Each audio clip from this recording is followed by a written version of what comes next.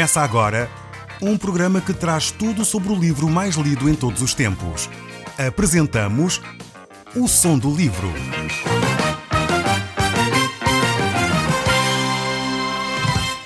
Seja muito bem-vindo. Neste podcast vai encontrar o livro mais conhecido e lido em todo o mundo. Vamos levá-lo numa viagem pela história da humanidade. Este é um audiolivro para si, para a sua família e sociedade em geral. Contextualização e comentários de Paulo Chaveiro. Eu sou o Paulo Chaveiro e nós hoje estamos de volta ao livro de Oseias. Estamos no capítulo 4 e estamos aqui a falar acerca da forma como o povo e os sacerdotes se têm afastado dos caminhos de Deus. Nós estamos no verso 9 deste capítulo 4. Tem sido um capítulo extremamente interessante. Eu espero que você esteja tão entusiasmado a olhar para estes textos quanto eu, pois estou a perceber cada vez melhor o amor de Deus por nós. E eu espero que você entenda também este amor de Deus para consigo. Um amor que se manifesta de uma forma prática, de uma forma concreta. Um amor que se manifesta ao ponto de Deus se preocupar tanto connosco que quer corrigir-nos, quer mudar as nossas atitudes. Mas se nós continuarmos teimosamente no nosso percurso, muitas vezes vamos colher aquilo que é de mais amargo da vida. Vamos ver o texto bíblico e ver como é que Deus mantém esta preocupação com o seu povo. Vejamos o verso 9. Diz assim: por isso, como é o povo, assim é o sacerdote. E castigá-lo-ei pelo seu procedimento, e lhe darei a paga das suas obras. O sacerdote, como é do conhecimento geral, os líderes, de uma forma geral, deveriam ser uma referência para aqueles que são liderados. Por isso são líderes. No entanto, aqui os sacerdotes não estavam a desempenhar essa função. O seu caráter, a sua moral, a sua dedicação ao serviço de Deus, o seu amor a Deus não era propriamente um exemplo a ser seguido. E, na realidade, o exemplo que eles estavam a seguir era exatamente oposto a esta atitude. Os sacerdotes não tinham conhecimento de Deus, os sacerdotes tinham desprezado a palavra de Deus e, por isso mesmo, o povo estava a seguir esse caminho. Mas, ao mesmo tempo, como é o povo, assim é também o sacerdote. Vemos que, por um lado, os sacerdotes estavam a seguir a moda, estavam a seguir, no fundo, a tendência da época e a dourar, no fundo, a pílula, como se costuma dizer, a diluir, no fundo, as verdades para que não fossem tão duras para com o povo. E, por isso mesmo, os sacerdotes se estavam a conformar com a mentalidade das maiorias. Alguém disse um dia, e eu concordo, não há nada pior do que a ditadura da maioria. Muitas vezes a maioria não está certa. Não estou a dizer que é sempre que não está certa, mas muitas vezes não está certa. E quando nós cedemos à pressão da maioria, por vezes estamos a ceder a coisas erradas. É por isso mesmo que surgem os líderes. Os sacerdotes deveriam ter a frontalidade, a capacidade, a energia espiritual e anímica para mostrar à nação de Israel o que era errado. Não era porque toda a gente no mundo de então vivia infiel às mulheres que isso passava a ser correto. Não era porque havia um grande grupo e um lobby de pressão sobre os príncipes e sobre a sociedade na área da homossexualidade que isso passava a ser correto. Não era porque havia um grande grupo de pessoas que estavam a roubar os outros que a corrupção passava a ser correta. Então os sacerdotes deveriam ter a função de dizer e chamar, como se costuma dizer, os bois pelos nomes, dizer o que estava errado, manter essa frontalidade. Mas o facto é que os sacerdotes não estavam a ter essa coragem. Não estavam a ter, no fundo, essa atitude de manter a verdade de Deus acima de todas as coisas, independentemente da opinião da maioria. Então, no fundo, vemos que o mundo estava a influenciar estes homens que deveriam ser santos, que deveriam ser exemplos, que deveriam ser referência. E quando assim é, realmente as coisas começam a correr mal. Estou-me a lembrar daquele exemplo que a Bíblia também relata no livro do Gênesis, que é Noé.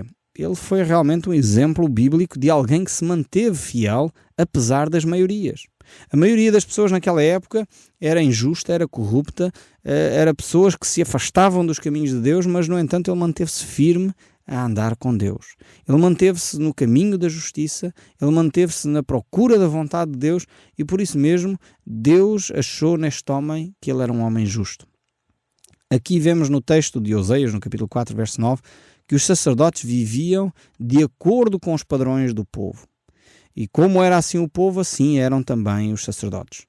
E isto era um perigo espiritual. Por isso o apóstolo Paulo, quando estava entre nós, ele disse: não vos conformeis com este mundo, mas transformai-vos pela renovação da vossa mente. Nós não podemos pactuar com os padrões que o mundo oferece. Também é verdade que quando os sacerdotes são maus, o povo, por outro lado, tende a seguir esses exemplos. Mas o sacerdote não pode ceder às pressões da maioria, não pode ceder às pressões do mundo. Baixar a qualidade moral, ética de um povo é um perigo tremendo para toda a sociedade. E de alguma forma os sacerdotes, os líderes religiosos deveriam ser essa referência para toda a nação. Alguém disse um dia uma frase interessante: não é problemático quando um barco anda no mar. O problema é quando o mar começa a entrar dentro do barco. E na realidade é a mesma coisa com a vida, com a fé. Não é problemático os cristãos viverem no mundo. O problema é quando o mundo começa a influenciar a vida dos cristãos. Quando o mundo começa a influenciar a vida da igreja. Quando o mundo começa a influenciar as verdades que deveriam ser declaradas pelo povo de Deus e o povo de Deus já não tem coragem de as declarar. Aí temos um problema. A igreja está no mundo, é óbvio que está no mundo. Jesus Cristo disse exatamente isso: não os tires do mundo, mas livra-os do mal.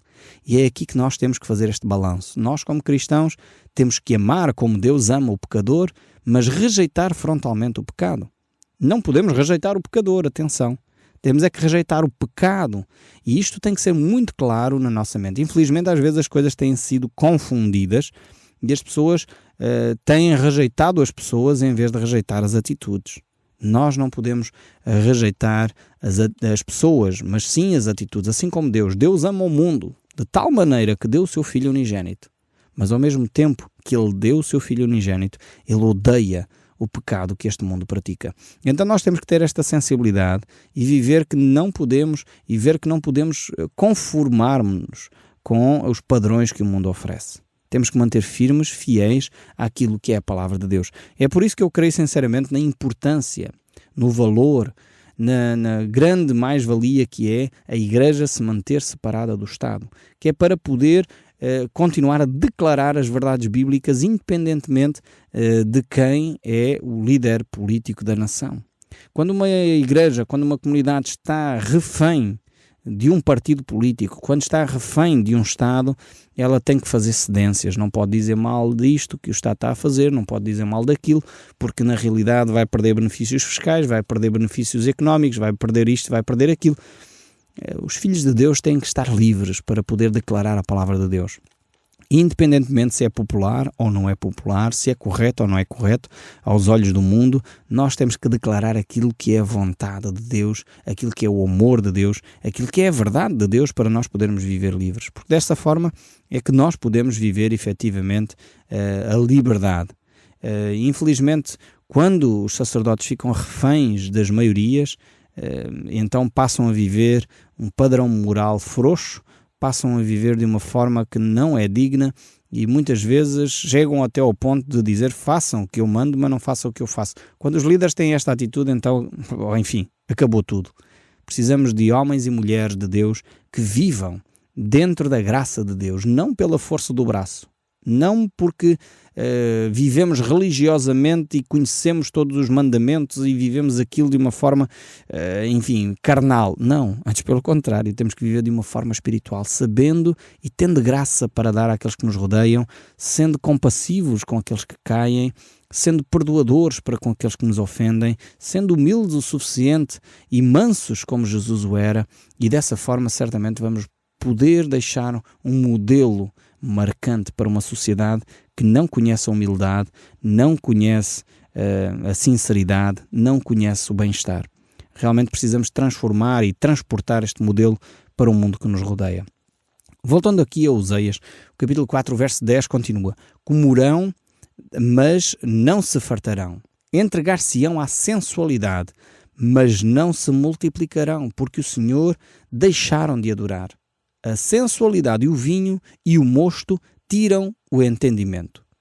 Estes textos aqui, estes 2 versos, são fantásticos e realmente retratam a nossa sociedade mais uma vez. Retratam de uma forma clara aquilo que é a vivência de uma sociedade que se afasta de Deus, porque deixaram de adorar a Deus. Eu não sei se você consegue entender e ter este quadro maior da Europa. A nossa Europa, a nossa velha Europa, já foi, não é neste momento, mas já foi uma Europa bastante marcada pelos valores cristãos. Mas a pouco e pouco a população tem vindo a deixar estes valores, o que é lamentável. Mas ao mesmo tempo, estes valores cristãos que estão a ser abandonados, não estão simplesmente a ser abandonados, estão a ser substituídos por outros, como diz aqui Oseias, mais uma vez não é novidade nenhuma, o que está a acontecer agora no século XXI, estava a acontecer nesta altura, no tempo de Oseias. Estão a ser substituídos por valores da sensualidade, por valores que puxam para os vícios, valores que promovem o vinho, o mosto, hoje em dia é o êxtase e outras pastilhas e outras substâncias, afetaminas. É a mesma filosofia, é a mesma marca, continua a ser vivida hoje em dia quando as pessoas se afastam dos caminhos de Deus. É interessante ver aqui este verso já há 3.000 anos dizia aquilo que há algum tempo atrás um dos grandes peritos da fertilidade, que por acaso é português, um médico português, disse numa entrevista. Eu fiquei abismado porque, enfim, não estava à espera de ouvir isto de um médico que trabalha na área da fertilidade. Ele dizia, um dos problemas da infertilidade nesta última geração tem a ver com os múltiplos parceiros sexuais. Ou seja, o facto das pessoas estarem a ter vários parceiros sexuais aumenta a infertilidade nos casais. Olha que curioso, há 3.000 anos que Deus diz isto. Entregaram-se à sensualidade, mas não se multiplicaram. É interessante que como a sensualidade aumenta, a promiscuidade sexual aumenta e isso faz com que haja uma diminuição da taxa de natalidade. Eu fico abismado com as declarações que Deus faz. 3.000 anos passaram e só agora o homem, através das pesquisas científicas, consegue chegar a esta conclusão. Se nós tivéssemos lido a Bíblia com olhos de olhar, olhos de ver, ouvir com ouvidos de ouvir, como Jesus dizia, provavelmente a nossa sociedade seria muito diferente. E infelizmente nem nos apercebemos porque é que a infertilidade aumenta na nossa sociedade. Não estou a dizer com isto que todas as pessoas que são inférteis, atenção, não me entendam mal. E aliás estou a citar um médico, não fui eu que disse a pesquisa não é minha. Mas para todos os efeitos eu não estou a dizer, eu creio que não era isso que esse médico também estava a dizer, que todas as pessoas que sofrem de infertilidade foram promíscuas sexualmente. Não creio que fosse isso que ele estava a afirmar. Mas há uma ligação direta com a infertilidade e a promiscuidade sexual. E depois há aqui algo interessante ainda no verso 11, diz, a sensualidade, o vinho e o mosto tiram o entendimento. E é um facto, a gente começa a analisar e as pessoas que estão envolvidas com pornografias, pessoas que estão envolvidas com erotismo, pessoas que estão envolvidas, começam a ficar com as ideias, a gente pergunta, mas de onde é que saiu isto? Sabemos como a feira do sexo que andou por aí em Barcelona, agora está infelizmente em Portugal, já moldou a mente das pessoas. Aquilo que era errado há 50 anos atrás passou a ser normalíssimo. Há 50 anos atrás uma mini-saia foi uma guerra para que as mulheres pudessem andar de mini-saia e de biquíni. Hoje em dia em Barcelona é permitido já por lei andar todo nu na rua e já não é crime. E hoje é normalíssimo isto. A sensualidade, o vinho e o mosto entorpecem o entendimento. E quem contesta isto vai ser, então, é um atrasado, é uma pessoa que é quadrada, é uma pessoa que não está aberta às novidades. Isto já acontecia há 3.000 anos, isto não é novidade nenhuma. Portanto, estamos a rever o cenário, estamos a repetir os mesmos erros. E infelizmente não nos apercebemos como a sensualidade, o vinho e o mosto estragam, destroem as civilizações.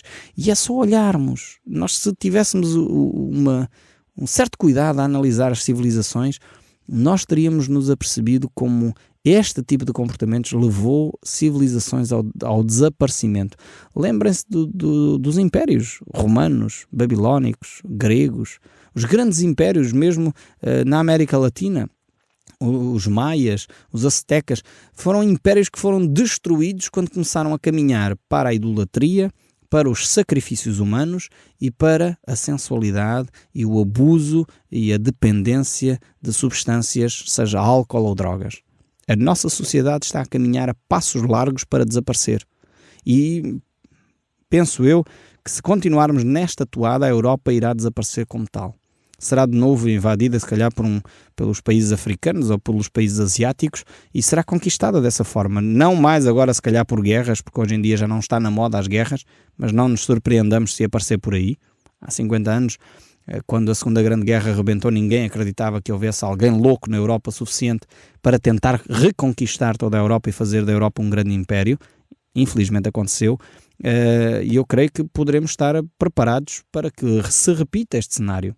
Mas mesmo assim, sem guerras, as populações hoje transferem-se de uns países para os outros e rapidamente começam a povoar outras populações e de repente estão lá milhões e milhões de pessoas que são de outras culturas, de outras raças, e a Europa vai desaparecendo aos poucos, porque não se reproduz, porque não há renovação das gerações e a taxa de natalidade cada vez é menor. Isto são dados adquiridos, são estatísticas, é só você procurar um pouquinho. E vai desaparecer mais uma civilização. E porquê? Porque a sensualidade, o vinho e o mosto vão entorpecendo o entendimento. E nós nem nos apercebemos como estamos cada vez mais longe daquilo que é a vontade de Deus. Poderíamos, como Israel, dizer alto lá, isto é um sinal de alerta.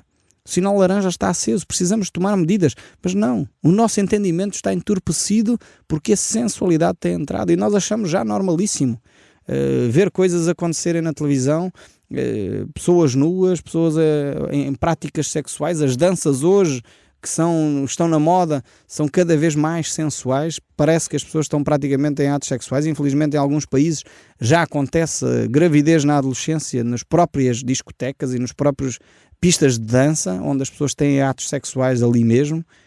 Estamos cada vez mais animalescos, cada vez mais bichos. É os animais que fazem assim nas capoeiras e nós infelizmente estamos a ficar com o nosso entendimento cada vez mais embrutecido. E isto tem uma origem. E nós precisamos de mudar esta origem, precisamos de mudar os nossos comportamentos, precisamos de mudar as nossas atitudes. Há algum tempo atrás, num curso que eu estava a fazer de formação sobre terapia familiar, um psiquiatra que estava a dar uma das cadeiras, ele fez uma reflexão interessantíssima e isso marcou-me. Eu fiquei com aquela gravada. Ele dizia a certa altura que há uns anos atrás, portanto ele era psiquiatra, imagino que ele sabia bem o que estava a dizer, a homossexualidade era considerada uma doença do foro psiquiátrico. Portanto, há uns anos atrás era considerada uma doença do foro psiquiátrico. Mas hoje em dia, quem diz que isso é errado, não estamos a dizer com isto que vamos discriminar as pessoas, mas que diz que esse comportamento é errado, é que já é homofóbico. Hoje em dia, quem tem fobias é aqueles que manifestam que esse tipo de comportamento é um comportamento errado. E esse psiquiatra ainda ia mais longe. Ele dizia, hoje é considerado errado, enfim, a população fica bastante sensibilizada com isso e age contra esse tipo de comportamento, contra a pedofilia. Ele dizia, não esperem muito, se calhar daqui a algum tempo as pessoas vão achar que a pedofilia é normal e aceite. Eu quando ouvi isto eu fiquei, enfim, aterrado por este psiquiatra estar a fazer esta reflexão. Mas na realidade não precisou muito tempo depois desta declaração ser feita para começar a haver manifestações no centro da Europa a favor da pedofilia, dizendo que as crianças têm o direito à sua sexualidade. Realmente a sensualidade entorpece o entendimento e parece lógico o que está a ser dito. Parece que faz sentido aquelas questões, aqueles argumentos parecem ser sábios, parece ter algum quê de sabedoria, um fundo de verdade. Realmente a sensualidade, o vinho e o mosto entorpecem o entendimento e as pessoas vão nessa, correm nessa linha, seguem nessa mesma mentalidade. Porquê? Porque de facto a sensualidade vai entorpecendo as nossas capacidades de refletir, de percebermos aquilo que é correto, aquilo que é errado, aquilo que deveria ser vivido de uma forma intensa. Mas prosseguindo aqui o texto bíblico, ele diz, verso 12, o meu povo consulta o seu pedaço de pau e a sua vara lhe dá a resposta, porque o espírito de prostituição os engana. E eles, prostituindo-se, abandonam o seu Deus. Sacrificam sobre os seus cúmulos dos montes e queimam incenso sobre os outeiros, debaixo dos carvalhos, dos chopos e dos trebintos, porque é boa a sua sombra. Por isso vossas filhas se prostituem, as vossas noras adulteram. Não castigarei as vossas filhas que se prostituem, nem as vossas noras quando adulteram, porque os homens mesmo se retiram com as meretrizes e com as prostitutas cultuais sacrificam, pois o povo que não tem entendimento corre para a sua perdição. Deus aqui faz agora uma reflexão e mostra que, por um lado, a idolatria, como isso perverteu os princípios, quebrando os princípios espirituais, tudo começa na espiritualidade. Quando ela é quebrada, então a prostituição, a pornografia, o adultério, a infidelidade começa a ser uma praga, começa a afetar toda a sociedade. E Deus diz que aqui já não vai mais castigar as prostitutas, não vai castigar as adúlteras, porque os próprios homens adulteram e se prostituem. Então, porque é que se os homens podem fazer, as mulheres não podem fazer? E esta é a lógica, infelizmente, que vai reinando na mente das pessoas. Os direitos iguais. Então, em vez de levantarmos a moral, ficarmos com um padrão mais elevado, não, baixamos ao mesmo nível. E infelizmente tem sido assim ao longo de várias gerações. Se os homens podem fumar, as mulheres também podem fumar, têm o mesmo direito. Então as pessoas morrem com cancro do pulmão, mas isso não faz mal nenhum. Interessa é termos os mesmos direitos. E infelizmente esta tem sido a mentalidade de muitos povos.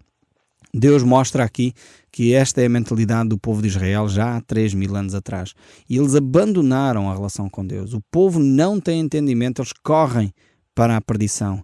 E no verso 15 ainda diz: ainda que tu, ó Israel, queres prostituir-te, contudo não o faças culpado a Judá, nem venhas a Gilgal, não subais a Bet-Aven, nem jurais dizendo: viva o Senhor.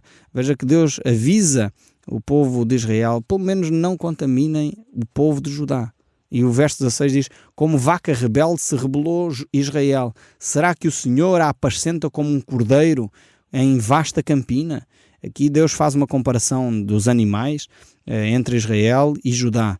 E depois diz: Efraim está entregue aos ídolos. É deixá-la. Ela segue o seu caminho. Verso 18. Tendo acabado de beber, eles se entregam à prostituição. E os seus príncipes amam apaixonadamente a desonra. Vejam bem, a corrupção mina os aspectos sociais a todos os níveis. A vida espiritual, a vida política, a vida social. Os príncipes amam apaixonadamente a desonra. Já não têm realmente vergonha daquilo que é errado, não têm pejo, fazem tudo às claras, como se costuma dizer. O Som do Livro, uma produção da Rádio Transmundial de Portugal.